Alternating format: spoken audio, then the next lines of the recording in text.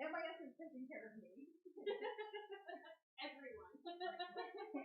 Indigenous, everyone.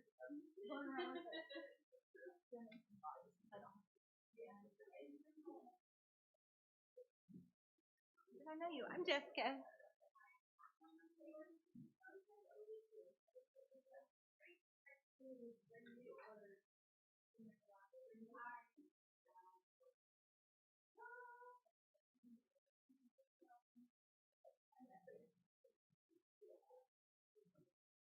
Karen. How are you?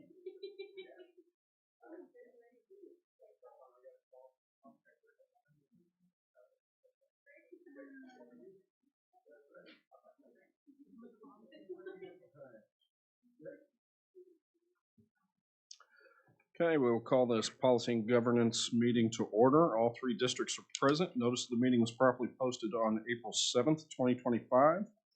Is there a motion to approve the minutes of March 11th? So moved. I'll second. All those in favor? Aye. Aye. I abstain. Item number 2, we are going to strike item number 2. There are no nominations for April Employee of the Month. Yeah, I will make a motion to strike number 2. Second. All those in favor? Aye. Item number 3, for efficiency purposes, now that Jessica has been appointed to county manager, we will need a new chairman and vice chairman. Are there any motions on that action? Well, if it pleases the chairman's office, I know a lot of times conversations that are had between the chairman's office are also pertinent and may be related to things going on in policy and governance. But, however, you know, if it pleases the committee, I would be willing to serve as chairman also. Okay. Ryan, what say you? I'm fine with that. Okay, well that doesn't, that leaves it pretty wide open. That means it's up to you, Paul. Okay. Well, since the chairman's office does have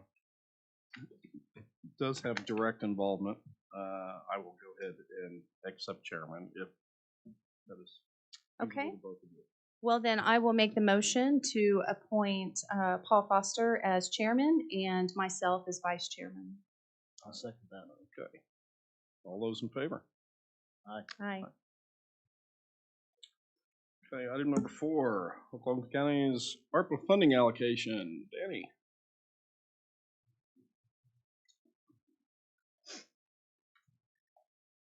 Good morning. Good morning. I have hard copies for everybody. Thank you, Mary. Make a motion to receive these. Second.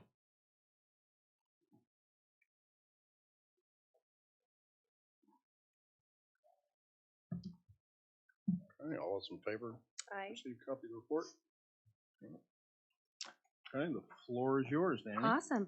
So we'll go ahead and start with the fund status, which will just be on that once you get over these to that 4th page. So pretty straightforward. A lot of things are not changing right now. Yep, that would be good.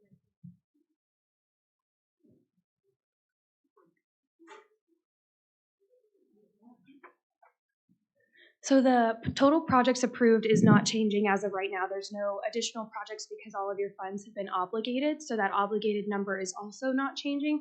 You're fully obligated at 100%, have been since December. But the number that is changing is the number that the county is still spending, which makes sense. You're still going through your projects. You're giving your funds to your subrecipients. And so you have liquidated almost $90,000, which is about 58% of your total allocation. Compared to the last time we did this report, you've spent $1.7 million. So definitely continuing to put your funds out into the community and into your projects. So we're not seeing any slowdowns, which is really good as we continue to make sure we're expended by the end of 2026. This is just giving you an idea over the first quarter. So we've done the quarterly reporting from January, February, March, and we are collecting all the information that's coming in from your subrecipients as well. So you can see on here, this is where your funds are going at the moment. These are the dollars that have gone out the door in the past 3 months. Your programs that are not changing are things like EC4, which is the premium pay allocations, because those have already been completed, and then EC8 has already been paid out as well for those projects, which was for a natural disaster and recovery project in District 3. So those have not changed, but you can see that there's a little bit going into each of your categories, and quite a bit has gone into that public health as well in the past 3 months. So continuing to grow, and we will be able to show you as well that increase after we have this most recent level of quarterly reporting from your subrecipients. Thinking about subrecipients, this is more of a fun update on subrecipients versus telling you whether or not we have contracts in place and all of those things, since we've been able to check those boxes. But we have been going through site visits and desk reviews with our subrecipients as of lately, and they're all going really, really well. We've not seen any concerns or had to do any warnings with anybody or anything like that. But we did collect some really great pictures that we thought everybody might be interested in seeing. And of course, we have these for every one of your subrecipients, and we won't go through all of those, but I selected a couple. So Allied Arts, we actually just recently did a closeout visit with them, and this was because they gave all their grants out into the community. You guys gave them funds, and then they gave the funds to eligible organizations within the arts community. So they've been able to give those out, and you can see in some of these pictures, they've done them for the Oklahoma Shakespeare with the Romeo and Juliet. They did it at the City Philharmonic, and then the Perpetual Motion Dance Oklahoma as well. So just some fun pictures from those activities that have been ongoing. There was also Bonnie's Helping Hands that we just recently did a desk review with.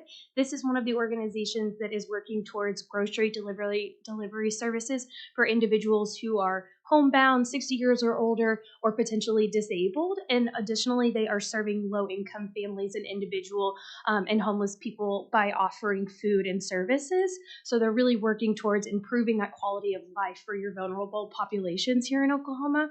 So you can see here where they're putting their boxes together to make their deliveries. That van in the bottom right corner is how they get the foods out into the community. You guys, I just thought this one was cute. You guys have done quite a few projects that have put funds into the community related to food, which is great. Oklahoma does have a large population that is unable to access food on a regular basis.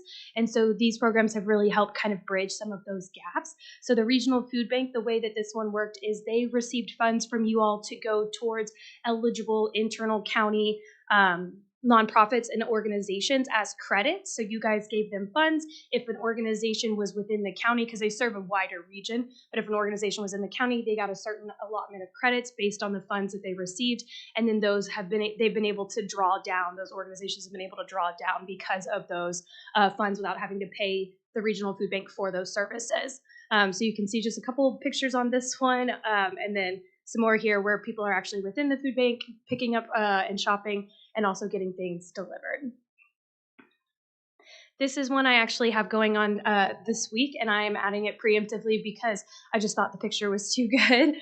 This is the Honoring America's Warrior through the Wounded Warrior Service Dog program. So this is a program that is helping veterans obtain service animals to help them on their day-to-days. So you get to see here all these fun little guys that have been able to get back into the community by helping those that have really served both our country and Oklahoma itself. So excited to go get an actual update with them all. But since we already had the pictures, wanted to go ahead and share.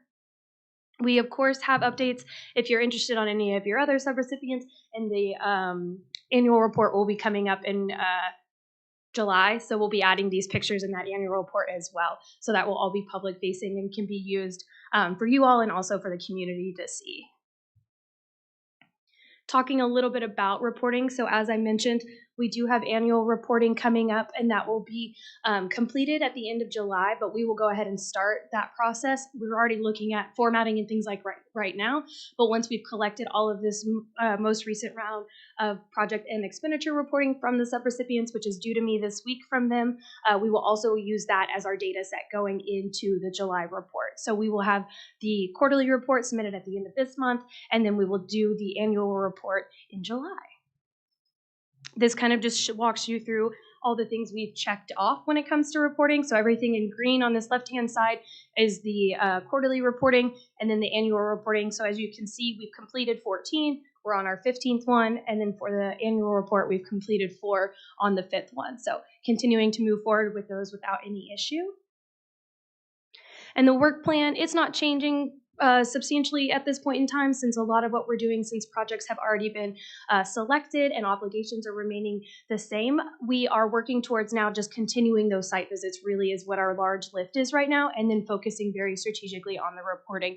So we'll continue to do compliance webinars. We did one just a couple weeks ago, since we do have that reporting due to us this week, and then we are of course submitting those reports, and then we have site visits upcoming this week and next week, and we're doing desk reviews online consistently throughout each of the months. And so those things are just ongoing, and then of course making sure we stay up to date with any of the internal, keeping our project files put together, making sure that we're managing all of those and that they're up to date. And then of course we do have some of our grants that are getting ready to go through that closeout process, similar to the Regional Food Bank did, so putting those reports together as well.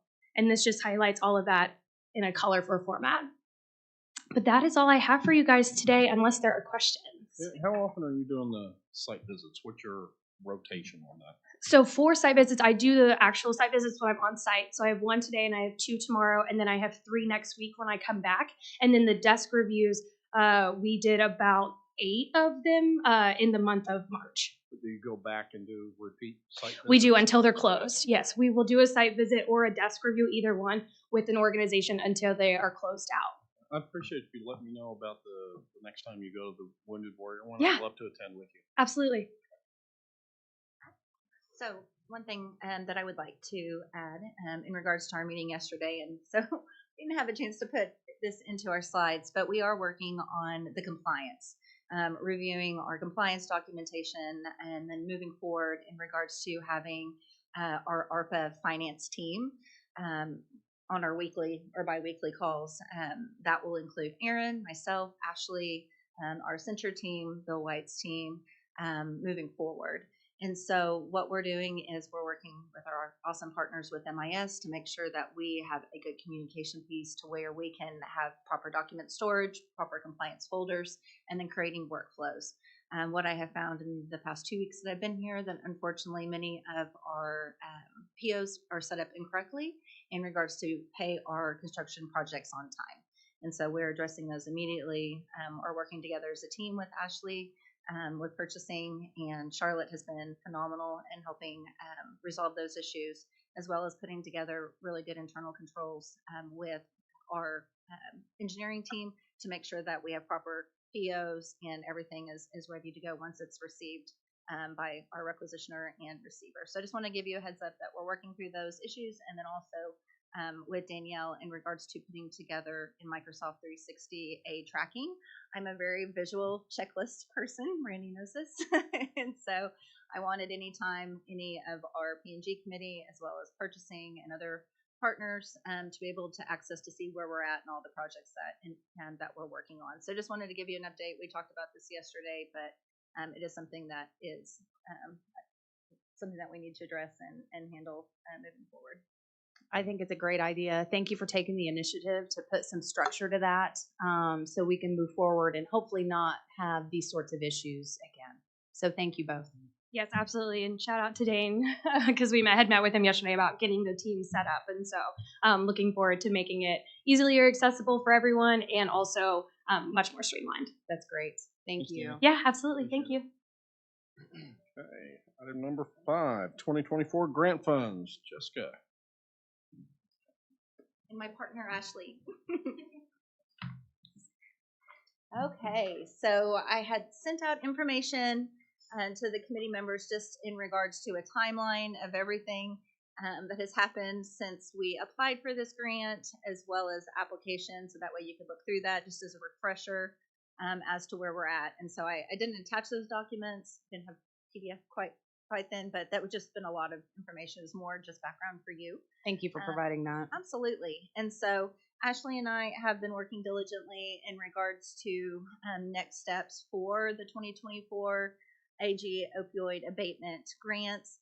Unfortunately, in policy and governance, at our last meeting, we had given a motion in order to proceed with RFPs since OU was unable to accept those funds that were originally awarded.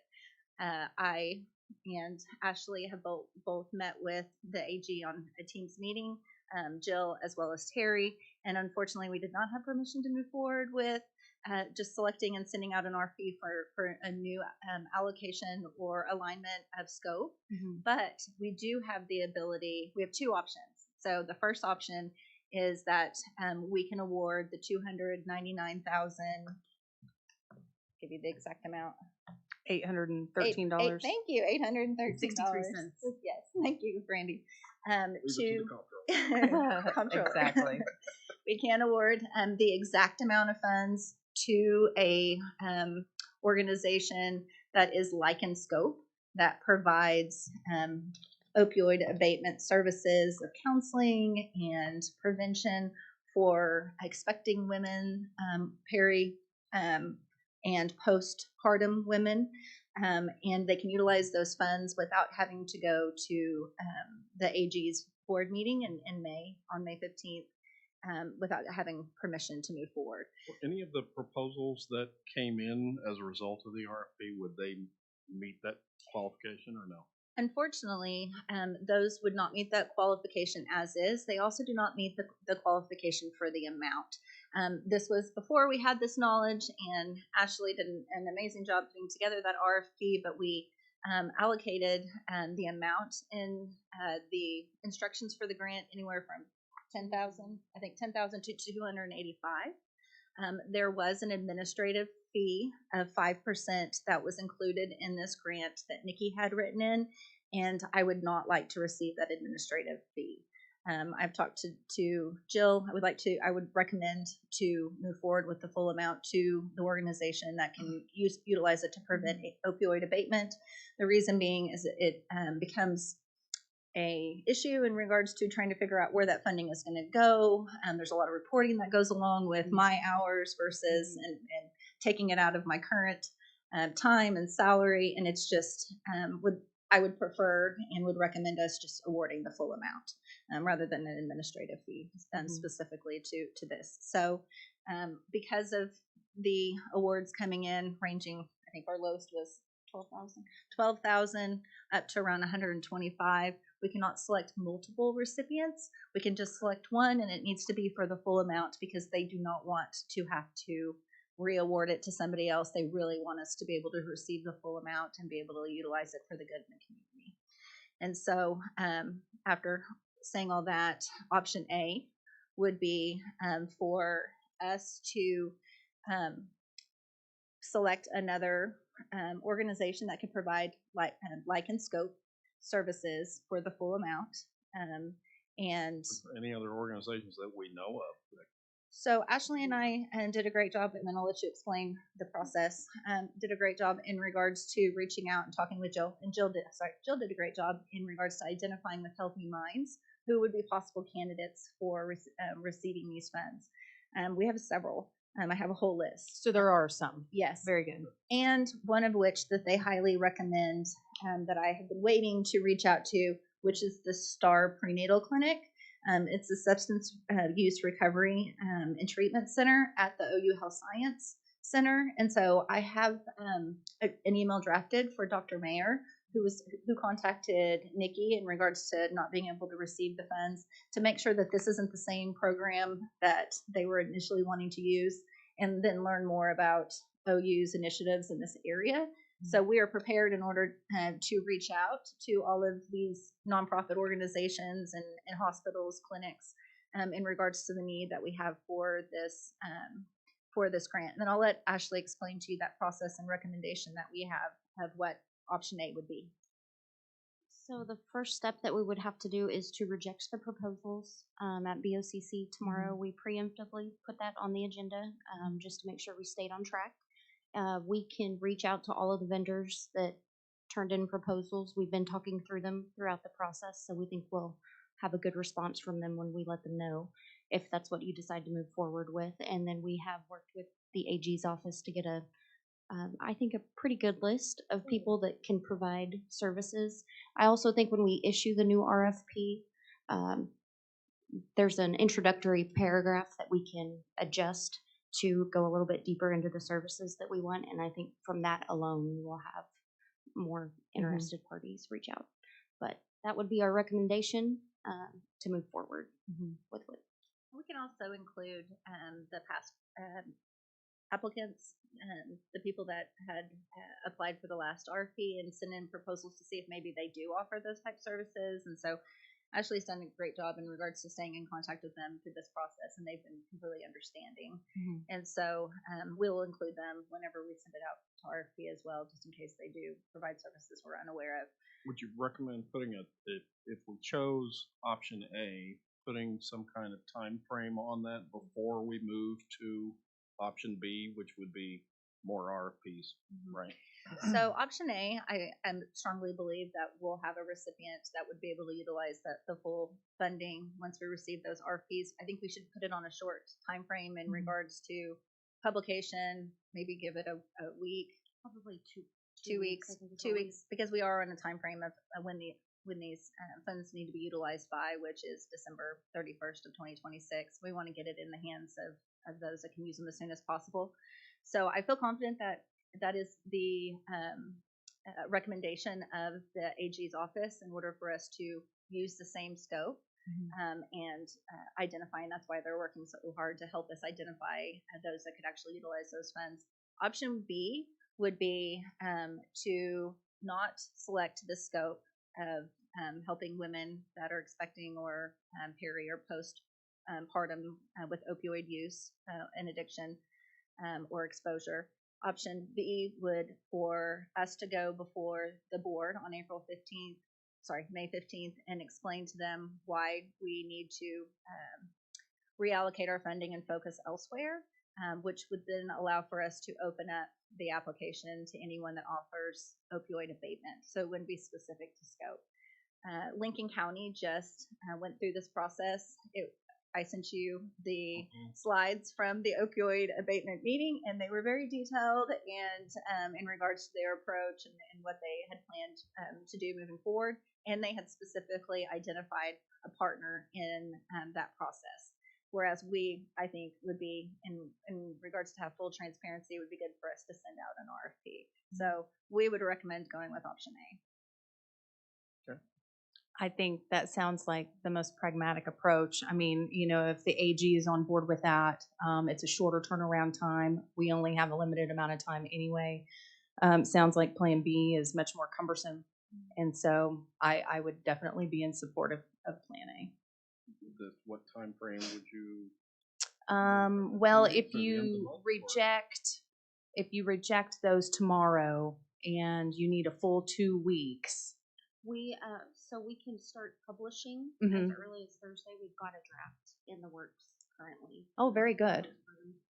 So that's not a concern on that end, but it would be about 2 weeks that we would leave it published, and then there would be significant outreach to make sure that we have interested parties. But I think we could open them at the end of April, beginning of May is the timeline. The RFP itself has a timeline at the end. And I believe that was the end of April, beginning of May, that we would open them, and then that would give her time to bring them back to P&G for recommendation and stay on track to get a contract in place by June of this year. Well, if you're comfortable with that timeline, I think coming back at the beginning of May, I think would be reasonable. So I'll go ahead and make that motion. I'll second. Thank you, committee. And we'll tabulate those so that way we can provide all the applications in advance, and then also the top 3 in regards to our recommendation based off of criteria, guidelines, and scope. Okay. We'll stay for number 6. Perfect. Okay. Well, thanks for your work on that. Yeah. Absolutely. It's been a learning thank you. process. I- It's been good. I'm Wow. sure. Learning process, but I know how much work it's been, so, Mhm. yeah, I appreciate it. Absolutely. Well, and it's been wonderful to get to know the team at the AG's office, and Mhm. they're very supportive and have been really great to work with. That's helpful. So number 6, exciting news. It's time to apply for the new opioid abatement grant. So for 2025. And so I provided the timeline for the application. I also have a timeline if you'd like to receive those on the horseshoe if you don't have them. Do you all have a copy of this? Is that the one where it starts with May the 12th? May 12th. Yes. You all have it. Okay. So luckily, our challenges with the 2024 application will not affect our ability in order to apply for 2025. They very much encourage us to do so. Those that are eligible in order to receive the funding through the AG include municipalities, schools, Metro Techs, of course, the county. And so we are their community partners in regards to fulfilling the initiatives for opioid abatement. And so we're excited to work with them on this. So May 12th, application acceptance begins online on the AG's website. And then June 11th is the 30-day application is where the application acceptance closes. And then June 12th is when the applications are available for review from the subcommittee. July 1st, they'll review the subcommittee in-person meetings, and then on July 31st, they present the funding of recommendations to the board. So we should receive notification by August, I would think September, in regards to what our application will look like, or in regards to the amount of funding that we will receive should we decide to apply for the 2025 funding. So in regards to our timing, we need to publish as soon as possible. And so if we're going to take the approach this year for this application in regards to sending out a RFP, we need to do that as soon as possible so that we will have time in order to review those and tabulate those based off of scoring, and then also get these to you at the next P&G meeting in May for you to determine who is going to be our application partner moving forward. So that way I can turn around and by June 11th have the application completed and submitted to the AG's office. We have the ability in order to select a partner such as a Metro Tech or a school directly in order to partner on this rather than going to RFP. I just think because of the time frame that would be a little bit challenging in regards to putting it before the Policy and Governance Committee, and I feel like it's best for transparency to open it up to the community to learn about what the needs are, to kind of like we did this last process. And so I would not recommend that, but if we did do that, and it's another like entity, you can apply for up to 1.2 million.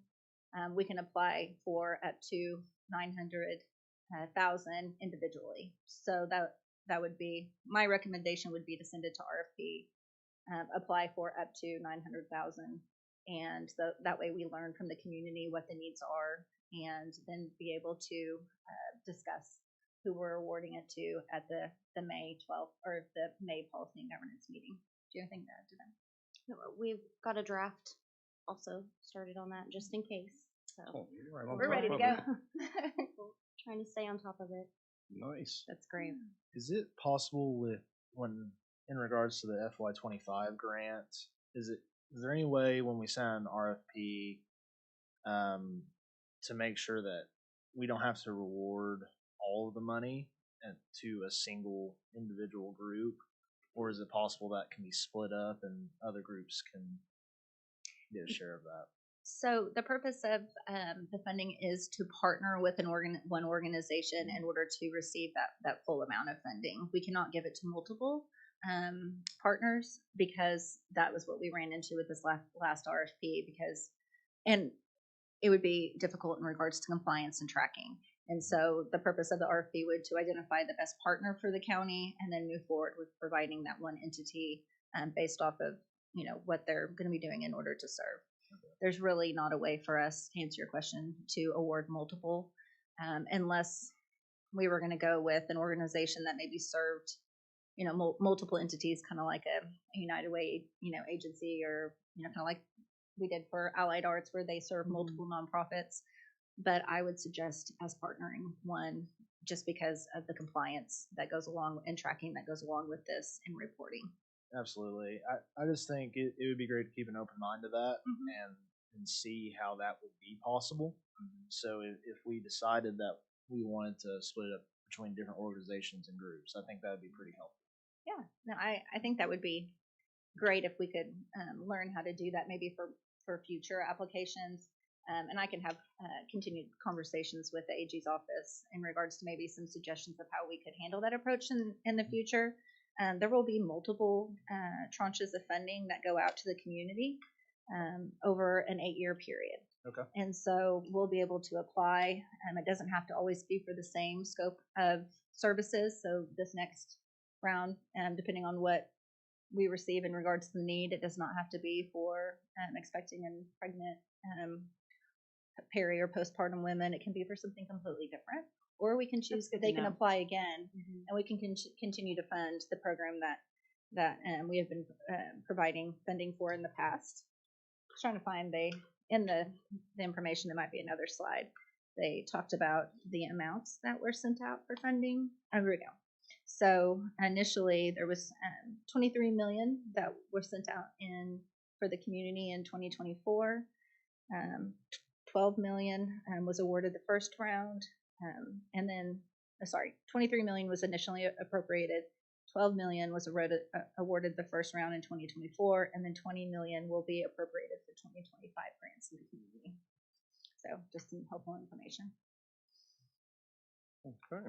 So we just need from the committee approval to move forward with the 2025 grant application in order to submit the RFP that Ashley has already prepared, in order to learn more about the needs in the community for opioid abatement.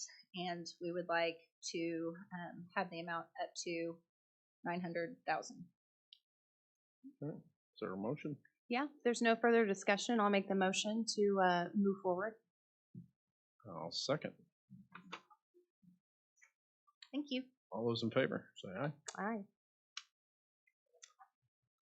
Okay. Thank you, Jessica. Thank you, Ashley. Okay. Any citizen participation? Seeing none. Any board comments or new business? No, thank you. I will say, sorry he walked out of the door, but I was going to say welcome to Mr. Pettis, and we look forward to working with him. Okay. That being said, is there a motion to adjourn? So moved. All those in favor, say aye. Aye. Did you press the second button? Oh.